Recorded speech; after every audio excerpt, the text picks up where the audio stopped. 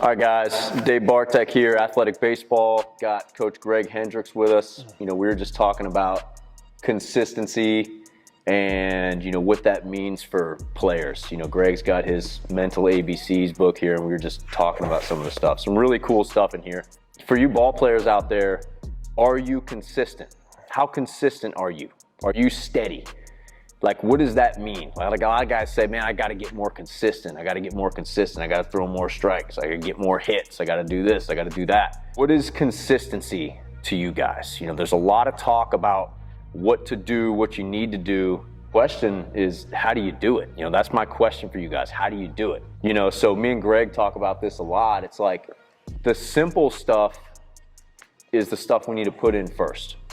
When we're talking about consistency, the things that you guys can control, that's what we have to be consistent with. That's how you build a process, a consistent process that works for you over time. Like I always say, control the controllables, and it's super cliche. People have been talking about it since the beginning of time. Coaches have been using control the controllables, sounds good, alliteration and all that. One of the first things that we tell guys, Greg, is show up. Make sure you show up and show up prepared. Yeah. So, controlling the controllables, that goes back to, showing up. Like, showing up and, being consistent with that behavior. What you do there when you get there matters too, of course, but, that's a big thing, is showing up, and then you can start to work on consistent behavior in your routine when you show up. Consistent thought patterns. I think that's a big controllable. We can control our thoughts to an extent. Yep. When we talked a little bit about that, like starving the doubt with intelligent thought. Going back to what not letting the emotions get in the way. Going back to what you've done consistently with your routine.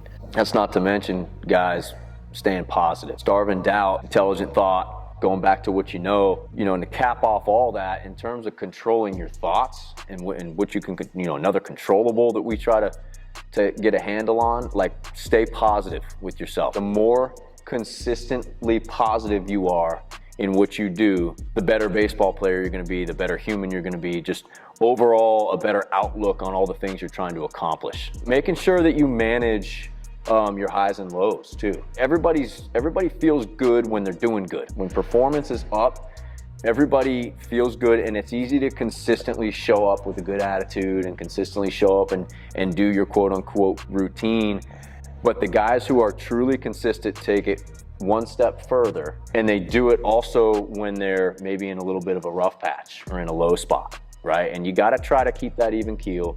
You got to keep the highs and the lows manageable and maybe stay just barely on the side of positive. That's how guys start to develop that consistent behavior, those consistent thought processes to make sure that, okay, like this is the way I think now. And that helps me carry out my process. That helps me perform better. And I think there's a lot to be said for just figuring out how to manage the highs and lows and stay just barely on that side of positive. Mm-hmm. Just to give you guys some examples, stuff that we've seen over the years with players or guys we know, it really is a get 1% better every day approach. Keep the needle moving forward. That's what we believe in. That's how you stay consistent. Just a personal story that I have. Coaching travel baseball right after I was done playing coach. Had the opportunity to coach Austin Hayes, who was an all-star this year, plays for the Baltimore Orioles, made it into the postseason. Got to coach him when he was 15. That was my first coaching job. And watching Hayes on the field, you would have thought, okay, he's just a pretty good baseball player for a freshman in high school. And, following the kid over time, following my ex-high school team, just watching these guys get better. By his junior year, I think he went to a state championship. They won a state championship. Wasn't quite big enough, good enough to go to a Division I school. Straight out of high school, he ended up going to a JUCO, hit a whole bunch of home runs. Ended up going back to that JUCO, hit a bunch of home runs that year. Went to Jacksonville University, certainly not a big time. It's a good baseball program, but not one of the big time Power Fives that you hear about. and then he hit 20 home runs there, and then got drafted in the 3rd round, and then he was still kind of an underdog going through the minor league ranks.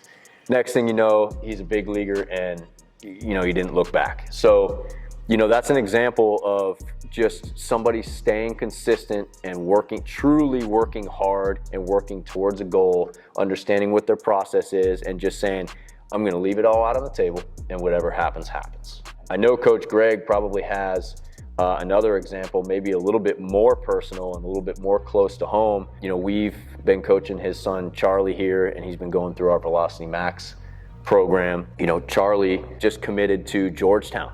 He's going to go to Georgetown and continue his baseball career there. He's a senior in high school. Just talk through what that looks like, man. I mean, Charlie has not been the biggest kid over the years, not the strongest kid, not the hardest thrower, but he's come on as of late. And how much of that goes back to consistency and just trying to move the needle forward day after day and get a little bit better over time. Yeah, absolutely. I mean, I think that's 90% of it. There's never really been too many days off. It's just hammering, just continuing to hammer away and just enjoying the beauty of the grind. We're talking about, being consistent, and that's going to require a ton of repetition. The guys that we see the most consistent progress with, and I'm not saying the best players, but the most consistent progress, like we get a guy in who's mediocre and a year later he's really come on strong. When we see those players just cut and dry, guys, it's the ones that show up. It's the ones that are there every session, every day, every opportunity that they can. Sometimes we'll get guys that show up sick. We'll get guys show up not feeling that well. Sometimes we'll have to force guys, hey, take the day off. Those are the guys that are gonna set themselves up. They're gonna set themselves up for success. They're gonna set themselves up to start to learn that consistency.